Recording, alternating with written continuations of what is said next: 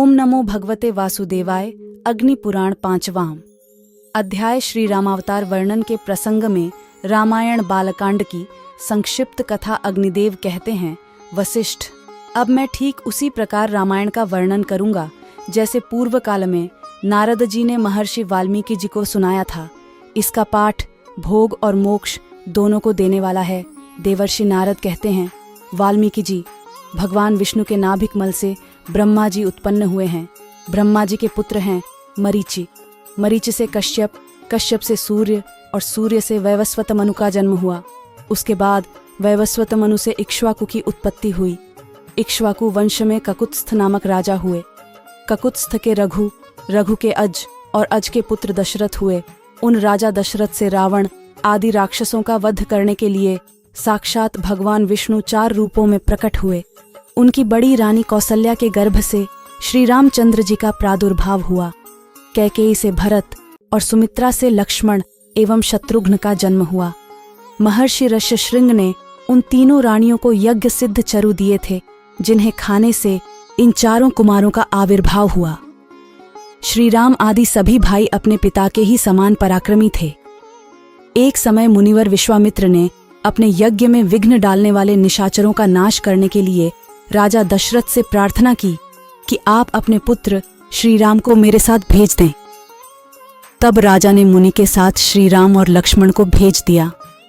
श्री रामचंद्र जी ने वहां जाकर मुनि से अस्त्र शस्त्रों की शिक्षा पाई और ताड़का नाम वाली निशाचरी का वध किया। फिर उन बलवान वीर ने मारीच नामक राक्षस को मानवास्त्र से मोहित करके दूर फेंक दिया और यज्ञ विघातक राक्षस सुबाहु को दल बल सहित मार डाला। इसके बाद वे कुछ काल तक मुनि के सिद्धाश्रम में ही रहे। तत्पश्चात विश्वामित्र आदि महर्षियों के साथ लक्ष्मण सहित श्री राम मिथिला नरेश का धनुष यज्ञ देखने के लिए गए। अपनी माता अहल्या के उद्धार की वार्ता सुनकर संतुष्ट हुए। शतानंद जी ने निमित्त कारण बनकर श्री राम से विश्वामित्र मुनि के प्रभाव का वर्णन किया। राजा जनक ने अपने यज्ञ में मुनियों सहित श्री रामचंद्र जी का पूजन किया। श्री राम ने धनुष को चढ़ा दिया और उसे अनायास ही तोड़ डाला।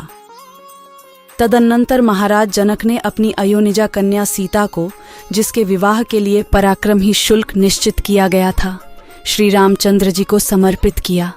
श्री राम ने भी अपने पिता राजा दशरथ आदि गुरुजनों के मिथिला में पधारने पर सबके सामने सीता का विधिपूर्वक पाणी ग्रहण किया। उस समय लक्ष्मण ने भी मिथिलेश कन्या उर्मिला को अपनी पत्नी बनाया। राजा जनक के छोटे भाई कुशध्वज थे। उनकी 2 कन्याएं थीं, श्रुतकीर्ति और मांडवी। इनमें मांडवी के साथ भरत ने और श्रुतकीर्ति के साथ शत्रुघ्न ने विवाह किया। तदनंतर राजा जनक से भली भांति पूजित हो श्री रामचंद्र जी ने वशिष्ठ आदि महर्षियों के साथ वहां से प्रस्थान किया। मार्ग में जमदग्नि नंदन परशुराम को जीतकर वे अयोध्या पहुंचे। वहां जाने पर भरत और शत्रुघ्न अपने मामा राजा युधाजित की राजधानी को चले गए। स्ताक की इस प्रकार आदि आग्नेय महापुराण में श्री रामायण कथा के अंतर्गत बालकांड में आए हुए विषय का वर्णन संबंधी 5वां अध्याय पूरा हुआ। अगर आप वेद पुराणों को सुनना चाहते हैं तो हमारे चैनल बाबा बर्गी को सब्सक्राइब करें। धन्यवाद मित्रों।